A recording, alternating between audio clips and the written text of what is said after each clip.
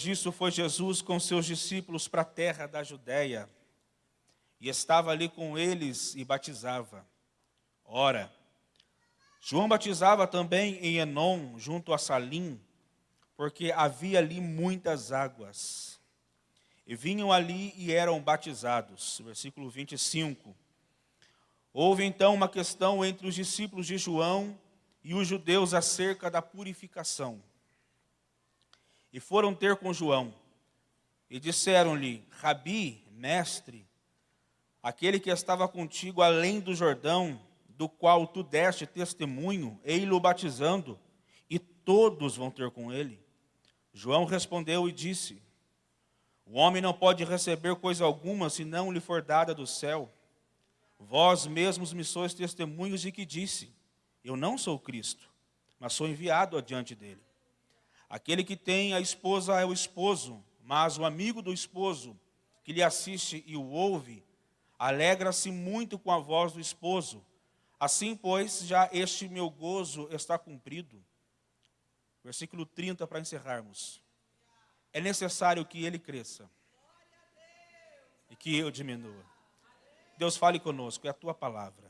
Traga vida, traga aquilo que nós de fato necessitamos, segundo a sua perspectiva. Nos alimenta essa manhã. Em nome de Jesus, amém. Pode se assentar, redobre a sua atenção para nós meditarmos neste texto. Acredito que nós não iremos conseguir encerrar, mas será suficiente para recebermos uma porção das Escrituras para sermos edificados por meio dela. Nesse texto nós temos dois mestres. Os discípulos de João Batista, chamam ele de Rabi, o profeta João Batista. Os dois mestres são um João Batista, o outro Jesus Cristo. Jesus Cristo é o Filho de Deus, o Messias, que veio ao mundo como cordeiro para remover o pecado de todos. João Batista, o mestre, o profeta, é aquele que veio para preparar, pavimentar o caminho para a manifestação do Messias. Aqui também nós temos, além de termos dois mestres, nós temos dois grupos de discípulos. Os discípulos que estavam seguindo a Jesus e os discípulos que estavam seguindo João Batista. Os discípulos que estavam seguindo Jesus tinham mais maturidade do que os discípulos que seguiam João Batista. É interessante quando nós olhamos o versículo de número 22, é que ambos os mestres estão em pleno exercício dos vossos ministérios, ganhando almas, pregando o reino, batizando pessoas, o batismo de imersão ou purificação, conforme está o texto. Enquanto que Jesus está na Judéia, batizando e fazendo discípulos com os seus discípulos, a Bíblia diz que João Batista está em Enom, próximo de Salim. E a parte que eu acho super relevante para nós abordarmos aqui, é que o ambiente onde João Batista estava, o texto usa o plural para dizer que havia ali muitas águas. Observe que tem dois mestres, dois grupos de discípulos, com duas localizações, dois endereços. Ambos estavam fazendo a mesma coisa. Só que observamos que João Batista está melhor localizado do que Jesus. João Batista está no melhor endereço do que o endereço de Jesus. Mais do que está no melhor endereço, João Batista tem mais recursos. E por que mais recursos? Porque o texto diz que havia ali muitas águas. Observe que o cenário de João Batista é melhor para ganhar almas. A estrutura de João Batista tem um maior alcance para batizar mais pessoas do que o endereço aonde Jesus estava. Mas a multiplicação, o crescimento da obra não está atrelado no endereço aonde a obra está, e nem tampouco nos recursos que a igreja tem. Porque se fosse assim, tem igrejas que têm muito mais recursos do que a nossa, com melhores endereços. Se você observar, a nossa cidade não tem nem 100 mil habitantes. Então, a nossa igreja, pelo número que tem, é um excelente número. Porque você vai para um estado de 500 mil habitantes, 1 milhão, então é muito mais fácil você ter uma igreja de 2, 3 mil, 4 mil, 5 mil membros. Só que o crescimento da igreja não está relacionado ao endereço e nem tampouco aos recursos. Por que você fala isso, Lucas? Porque o texto diz que Jesus estava ganhando mais almas do que João Batista. Mesmo não estando no melhor endereço e com menos recursos que o seu primo João Batista. Porque não é sobre endereço e nem sobre recursos. É sobre ser discípulos maduros que manifesta o reino de Deus. É interessante que no capítulo 4, que é a continuação do capítulo 3, no capítulo 4, continuação do capítulo 3, o versículo 2 abre um parêntese que diz assim: se bem que Jesus não batizava, e sim os seus discípulos. Enquanto que João Batista batizava sozinho, Jesus nem batizava. Porque quem batizava eram os seus discípulos, no caso, 12. Então, se a cada 5 ou 10 minutos João Batista batizava um, Jesus batizava 12. Porque o que manifesta o reino de Deus na sua célula, em nossa igreja, é sermos discípulos maduros. Paulo vai escrever que o mundo está com expectativa para ver os filhos de Deus. No caso, filhos aqui é ruios, maduros. Não é sobre ter um bom endereço. Não é sobre ter uma boa estrutura. É sobre ser discípulo que manifesta o reino de Deus. Essa palavra é para você, para a sua célula, que talvez você pense, o meu endereço é no final de Lorena, quase em Guará, quase em Canas. Não importa o endereço de sua célula. O importante é você ser um discípulo maduro, que manifesta o reino de Deus para atrair pessoas, gerando novos discípulos. Quem está comigo diz glória a Deus. O texto diz que alguns judeus chegam até diante dos discípulos de João para contender com eles sobre a purificação. Diga após mim, purificação. Purificação nada mais é do que o batismo de imersão, o batismo nas águas. Enquanto que João Batista está só preparando para apontar o Messias, Jesus está batizando aqueles que já foram preparados e estavam totalmente arrependidos dos vossos pecados. Só que o texto não mostra, não fala, mas dá para entendermos nas entrelinhas que os judeus que chegam diante dos discípulos de João Batista vai tentar causar uma contenda, fazendo comparação entre o ministério de Jesus e o ministério de João Batista. Tentando colocar e suscitar dúvidas, trazendo divergências entre os dois mestres e as duas igrejas, os dois discípulos de Jesus e de João Batista. Eu imagino que eles chegaram até os discípulos e disseram o seguinte: qual é o melhor batismo? Quem tem mais autoridade dos céus para batizar? João ou Jesus?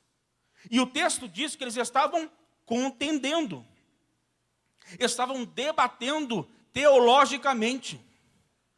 Enquanto que os discípulos de João estão contendendo com os judeus sobre a purificação, os discípulos de Jesus estavam batizando. Eu vou repetir porque eu acho que você não pegou. Enquanto que os discípulos de João estavam discutindo, colocando em direto no Instagram, colocando discussão nas redes sociais, estão brigando, quando Jesus vai voltar, antes ou depois da grande tribulação?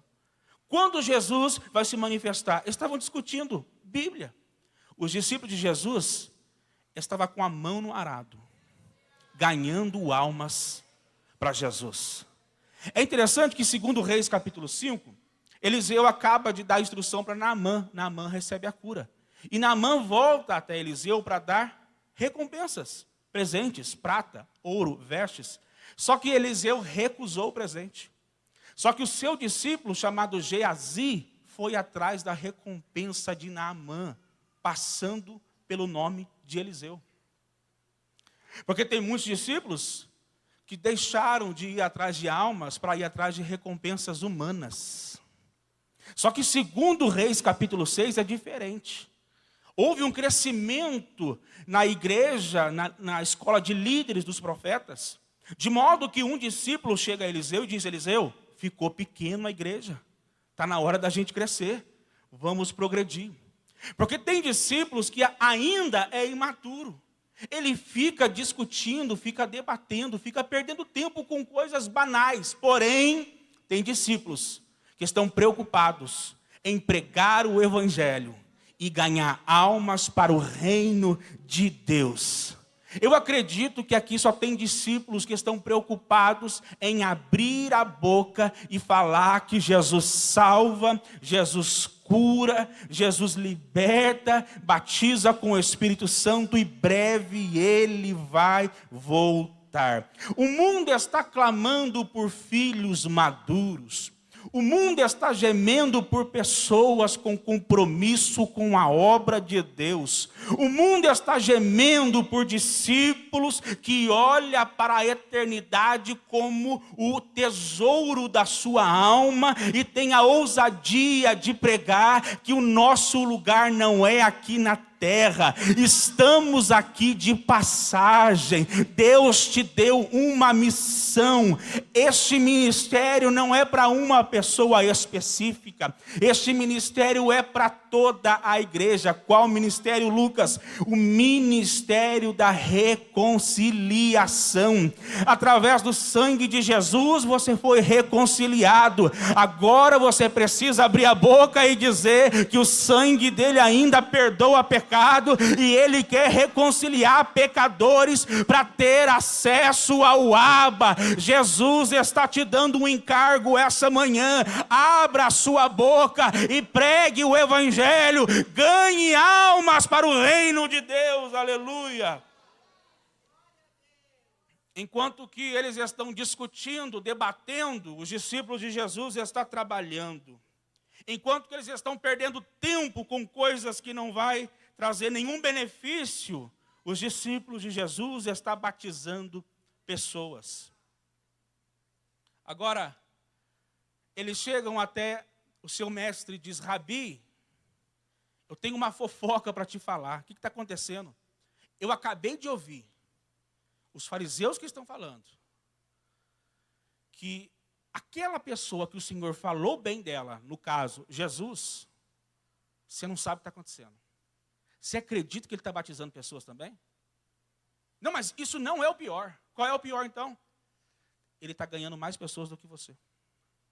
Detalhe, algumas pessoas que você ganhou, que você gerou, discípulos, está deixando a sua congregação para ir atrás de Jesus. Porque na visão dos fariseus, eles querem colocar um contra o outro. Um debate. Quem é maior? Quem é melhor? Quem prega mais? Comparação. Agora, na visão dos discípulos, João Batista está perdendo. Eu vou repetir.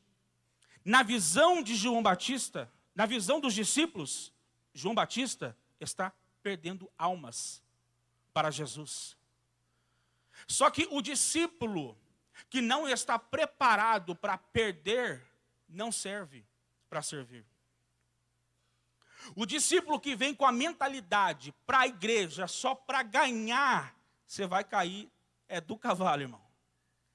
Porque discípulo maduro não vem para ganhar. Discípulo maduro, ele só vem para perder. Porque reino de Deus, antes de ganhar, você perde. Eu me lembro de Filipenses capítulo 3, versículo 7, em que a igreja está se vangloriando. Somos judeus. Eu já me circuncidei, eu sou superior, o meu currículo é melhor, eu falo melhor, eu tenho mais habilidades. Nós somos os melhores. Apresenta o currículo para a igreja. Aí vem Paulo. Ah, vocês são bons? Deixa eu falar algo para vocês. Quantos idiomas vocês falam? 2. Ah, eu falo 4. Vocês são bons? Eu superei a todos da minha época. Se for para falar de filosofia, pode chamar que eu falo. Quer falar de ciência? Pode chamar que eu falo. Paulo chegou no topo do conhecimento e da sabedoria. Mas no versículo 7, depois que ele conhece o conhecimento, ele conhece acerca do conhecimento da salvação e de Jesus, sabe o que ele faz? Ele pega o seu currículo e fala que é lixo. Ele considera perda o seu currículo, para quê? Para não perder a Cristo. Ele prefere perder os seus privilégios como fariseu do que perder a sua posição no reino de Deus. Ele prefere perder na terra para ganhar os céus. Ele prefere perder para os homens do que ganhar apenas dos homens e perder para o reino de Deus. Jesus disse, Lucas 9, versículo 23, se alguém quiser vir após mim, perca. Negue-se a si mesmo, tome a sua cruz e me siga. E o texto continua. Porque se você quiser salvar a sua alma, em primeiro lugar, então você precisa decidir hoje, se você quer ganhar ou perder. Porque perder a alma é ganhar o reino de Deus. Mas ganhar a alma na terra é perder o reino de Deus. Ser discípulo é perder. Porque a mentalidade de um discípulo maduro, ele nunca vem na igreja só para pedir, me dá, eu quero, eu preciso. Ele vem na igreja para somar, para entregar, para fazer a obra de Deus. Levante a sua mão lá em cima. Deus está dando um up na sua mentalidade para você progredir como discípulo de Jesus. Você não segue ao homem, você segue a Jesus Cristo. E muitas das vezes iremos perder, mas todas as vezes que nós iremos perder na terra, Deus está dizendo, eu tenho um lugar preparado para você aqui no céu. Você pode perder o emprego, você pode, jovem, perder o seu namorado, a sua namorada, mas Deus tem o melhor para você, Deus tem o melhor para a sua casa. Ninguém vai perder só para perder, toda renúncia tem um galardão, oh glória!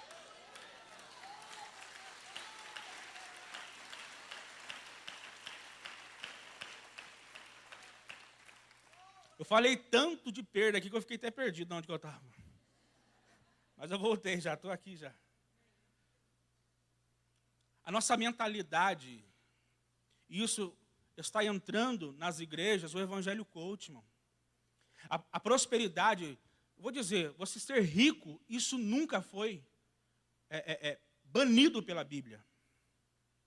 Isso não é pecado. O problema do evangelho coach é que ele prega isso como regra para todos. Isso não é para todos. Jesus disse, vocês vão ter o pobre para o resto da vida, para ajudar. Ele disse para Judas. Só que o evangelho coach é o evangelho da facilidade, que você não pode sofrer. Você não pode ter luta. Se você tem, você está no pecado. Você não pode enfrentar problemas. Só que o evangelho de Jesus é cruz. Eu acho interessante que talvez o símbolo do evangelho não é uma chave. Não é um palácio. O símbolo do evangelho é uma cruz. E todos os dias precisamos pegar essa cruz, porque cada um tem a sua, e seguir Jesus. Vale a pena você renunciar às suas vontades. Vale a pena você decidir todos os dias perder para Jesus. Vale a pena você renunciar aos seus sonhos para viver os sonhos do Senhor para a sua vida. Eu vou correr para nós conseguirmos encerrar essa mensagem. Os discípulos estão dizendo ao seu mestre, mestre, você está perdendo. Você está perdendo discípulos. Você encheu tanto a bola de Jesus que agora ele se tornou maior do que o Senhor. Faça alguma coisa. Você está perdendo. Eles não estão aceitando. Mas a resposta do líder, João Batista, desse discípulo de Cristo, é fenomenal. Exemplifica a sua maturidade, a sua convicção de quem Jesus é, em sua perspectiva, e de quem Ele é, entendendo logo sua missão. Ele responde aos seus discípulos: o homem não pode receber coisa alguma, se não lhe for dada do céu. Imagina alguém chegar para você e fazer uma fofoca gospel. Nossa, você está vendo? Tem gente que fala melhor que você, prega melhor que você, é melhor do que você, ponto final. Aí você responde: eu estou nem aí. Eu estou fazendo aquilo que Deus colocou na minha mão para fazer. Porque é isso que João Batista está dizendo. O que eu recebi dos céus é o que eu estou fazendo. Paulo disse: eu recebi do Senhor o que também vos ensinei. Porque sempre vai ter pessoas que vai querer ficar fazendo comparações. Quem é melhor, quem fala melhor. E reino de Deus não é comparações, é cada um faz o que recebeu dos céus. Se você recebeu o dom para louvar, louve. Tem gente melhor que você? É lógico que tem. Mas faça o que os céus te presenteou. Ah, eu sou um líder simples. Ah, é um líder simples? Quem te deu isso? Foi os céus? Foi. Então faça. Eu sou um pregador simples, eu também sou, mas eu faço aquilo que eu recebi dos céus. O homem não pode receber nada de bom se os céus não for misericordioso em nos conceder primeiro. Toda a mensagem que nós pregamos, o pastor, você pregador, pregadora, você só prega porque antes você recebeu. Tudo que você entrega para a igreja, seja em ato de governo, misericórdia, liderança, você só consegue entregar porque antes os céus te concedeu. João Batista está dizendo o seguinte: eu estou fazendo exatamente o que ele me mandou fazer. Mas você está perdendo. Sim, eu fui chamado para perder para ele. Mas está aí esvaziando, não tem problema. O importante é que o reino de Deus está sendo propagado, está sendo anunciado. E ele traz essa mensagem dizendo: eu sou amigo do noivo. Mas o noivo, ele que é o noivo e o dono da igreja. A palavra aqui diz respeito à cultura da época, onde um amigo ficava com o noivo, dois amigos, um ficava com o noivo e a outra com a noiva. Tinha a missão de preparar o casamento, a noite de núpcias, para o noivo. Em outras palavras, o profeta está dizendo o seguinte: a minha missão é essa, é só preparar a igreja, almas e pessoas para Jesus. Este é o meu galardão, ajudar pessoas a se aproximar de Jesus. Você recebe essa palavra? A sua missão é essa. Muitas das vezes você não será aplaudido, você não será reconhecido. Mas a sua missão é essa, porque os céus te deu este encargo: encaminhar pessoas para Jesus, gerar discípulos maduros, formar Cristo na alma das pessoas. João Batista está dizendo: se tem algo de bom em mim, é porque os céus me concedeu. Se tem algum valor, alguma virtude, alguma graça, isso não vem de mim, isso vem dos céus. O que tem de bom em mim foi porque os céus me presenteou. Tiago capítulo 1, versículo 17.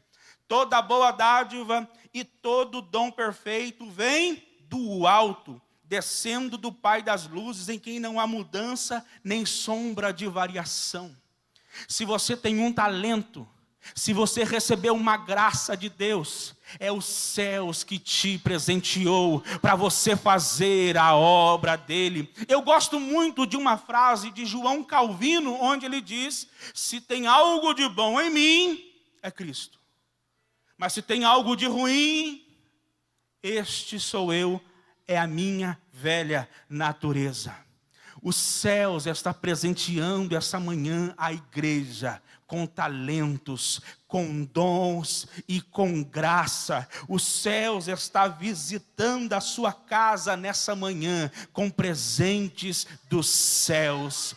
Eu não nasci fazendo a obra de Deus, eu não nasci com talento, eu não nasci com habilidade. Foi o oleiro que olhou para esse vaso quebrado, reconstruiu o vaso e colocou azeite, colocou pérolas preciosas, e o Senhor manda manda eu lhe dizer, tu és um vaso nas minhas mãos. A qualquer momento eu coloco talento dentro de você. A qualquer momento eu vou te presentear com a minha graça para você falar do meu nome às pessoas. Aleluia. Os fariseus estão querendo colocar Jesus e João Batista sendo inimigos, um contra o outro. Os discípulos imaturos de João Batista não aceitam perder para o reino de Deus e está levando esta problemática para o seu líder, dizendo, João Batista, faça alguma coisa, estamos perdendo. Só que a resposta que está sobre cobertura em nossa igreja neste ano, acho que é nacional, né, pastor? É nacional, né? É necessário que ele cresça. Isso, é nacional. Esta resposta dele mostra o seu nível de mentalidade, o seu nível de caráter espiritual. Porque enquanto na mente dos fariseus e dos discípulos de João, ele está perdendo e retrocedendo, ele está dizendo, está só crescendo. Quem está crescendo? Você? Não, é o reino, não é para eu crescer. Mas você está perdendo? Sim, eu estou, mas o reino está crescendo. Importa que ele cresça e que eu diminua. Porque não é só sobre o meu crescimento, é sobre o crescimento do reino de Deus. Muitas pessoas, algumas que Deus pedem para abandonar a faculdade, a sua profissão, ou talvez até fez faculdade e Deus diz, eu não quero te usar nessa área, vem para o meu reino. E na mente de muitos isso é perder, é fracassar, é retroceder. Mas para o reino é crescimento. Porque importa que ele cresça e que eu diminua. É interessante que, eu vou encerrar, o verbo aqui, crescer, grego, auxano, significa um crescimento natural. Assim como acontece com o reino animal, com as plantas e com o bebê. Onde nasce, é gerado e formado no ventre de sua mãe. Importa que ele cresça. Esse crescimento, ele é progressivo, natural. Começa pequenininho, uma semente. Você vê uma semente, Deus vê uma árvore cheia de fruto. Mas esse crescimento natural, ele acontece de dentro para fora. O normal é a mulher, a esposa que está grávida, só sentir a sua gravidez ou ter um crescimento externo depois que o crescimento interno acontece. A Bíblia diz que isso acontece de modo espantoso. Como é que os ossos se formam dentro de uma mulher? Os ossos de uma criança. À medida que a criança vai se desenvolvendo e crescendo, pode se colocar de pé para encerrarmos?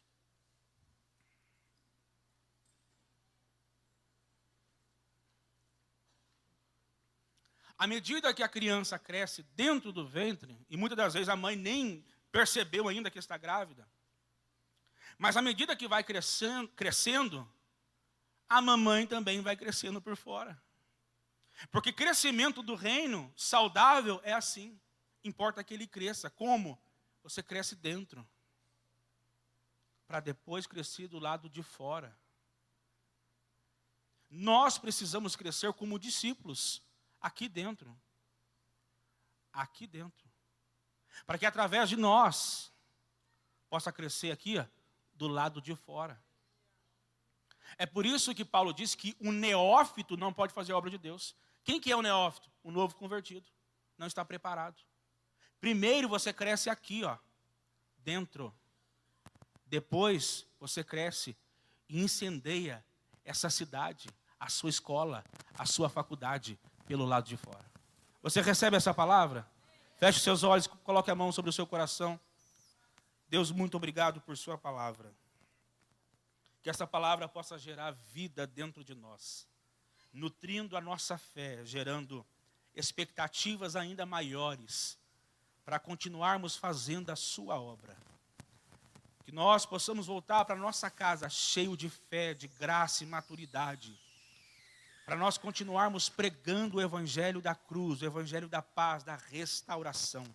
Seja conosco neste domingo, trazendo respostas, alinhamento e graça sobre cada um de nós, em nome de Jesus. Se você recebe essa palavra, aplauda ao Senhor.